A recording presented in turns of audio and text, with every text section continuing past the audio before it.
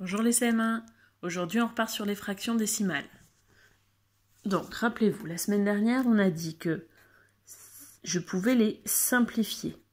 Donc si j'ai des zéros en haut et en bas, j'ai le droit d'en barrer autant des deux côtés. Donc si j'en ai deux en haut, j'ai le droit d'en barrer deux en bas. Donc il nous reste ici 1 sur 1 qui ne sont pas barrés. Et rappelez-vous, on a dit aussi que quand on a un dénominateur qui est égal à 1, ça veut dire que le numérateur est un nombre entier, donc ici 1. Si je prends 3 sur 1, c'est la même chose que 3, du coup. Repartons avec notre 3.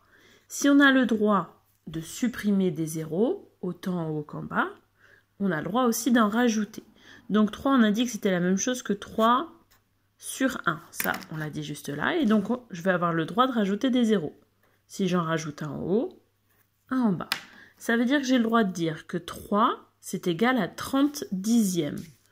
Je peux aussi dire que 3, c'est égal à 300 centièmes. Toujours autant de zéros en haut qu'en bas. Ça va nous aider pour certains calculs après. Si vous n'êtes pas sûr, vous avez le droit de le refaire à l'envers. Repartez de 300 centièmes, barrez les zéros, vous verrez, vous tomberez bien sur le 3. Essayons avec autre chose maintenant. Si je prends 21. Donc 21, c'est la même chose que 21 sur 1. Si je rajoute des zéros, ce sera 210 dixièmes. Je peux faire la même chose avec les centièmes.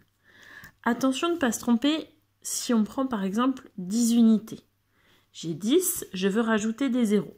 Alors, je ne me trompe pas, je mets bien 10, c'est la même chose que 10 sur 1. Et là, regardez, je vais les rajouter. À chaque fois, je rajoute en rouge pour bien vérifier ce que je rajoute. Il y a déjà un 0, mais celui-là, on ne le compte pas. Parce que quand je vais rajouter, je les mets de la même couleur. Un en haut, un en bas. Donc 10, c'est 100 dixièmes. Si je veux mettre en centièmes, je garde bien toujours les deux en rouge, puisque je veux passer en centièmes. Et donc, ça va nous faire 10, c'est égal à 1000 centièmes. Attention de ne pas vous faire avoir par les zéros. Donc, essayons avec 100. 100, c'est bien 100 sur 1.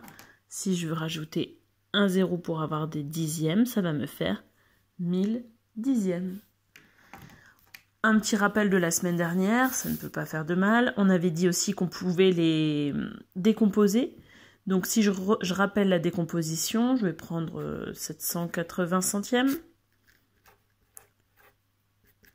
J'ai le droit de... Donc pour décomposer, je vais reprendre mon numérateur et je vais le décomposer. Ça, je sais faire. 700 plus 80. À chaque fois, c'est des centièmes.